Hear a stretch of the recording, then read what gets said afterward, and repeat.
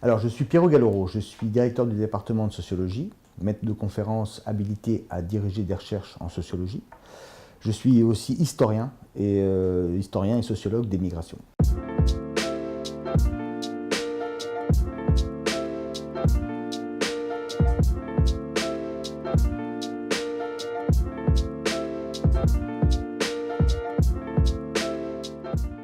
Alors, dans le cadre du programme qui est mené par Jean-Philippe Périot-Durandal, qui est de travailler sur la question du vieillissement dans les territoires.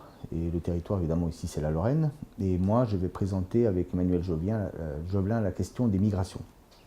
Donc, je vais me parler plus spécifiquement sur l'immigration, une des plus anciennes en Lorraine, qui est l'immigration italienne, et voir un petit peu comment aujourd'hui la question du vieillissement affecte une population qui est les femmes et les hommes issus de l'immigration du dernier flux migratoire qui est arrivé dans les années 50.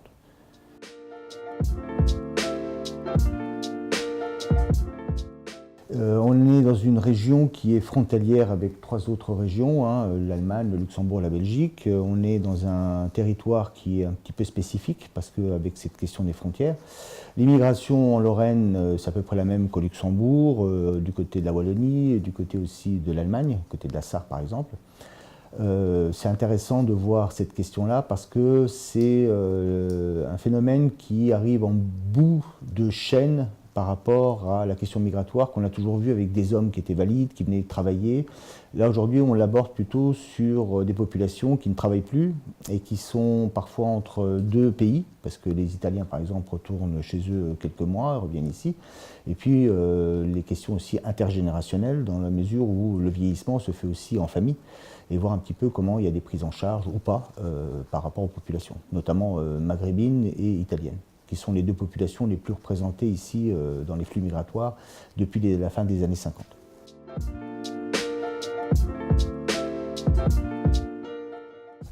Les recherches qu'on a faites sont des recherches qui pour l'instant sont assez lacunaires dans la mesure où on a abordé des questions comme par exemple la vie dans les foyers, dans certains foyers, notamment les foyers de travailleurs migrants, ce qu'on appelait autrefois les foyers de travailleurs migrants, qui sont des foyers qui aujourd'hui sont devenus des résidences sociales.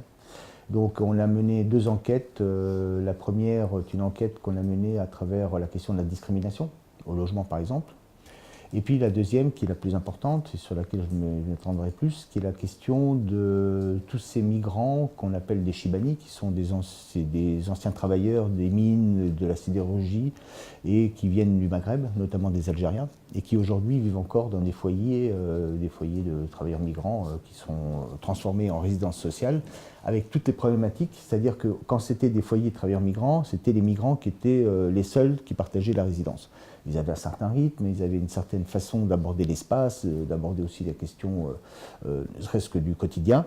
Et depuis que c'est devenu des résidences sociales, ça crée des problèmes parce que dans les résidences sociales arrivent des populations plus jeunes qui n'ont pas les mêmes besoins, qui n'ont pas les mêmes rythmes non plus, et qui posent des questions à la fois très pratiques, mais aussi des relations interculturelles qui ne sont pas évidentes à gérer. Et donc on a fait une analyse sur l'invisibilisation de ces populations qui, au sein des foyers, se replient sur elles-mêmes et qui ensuite ont des soucis parce qu'ils sont très très âgés.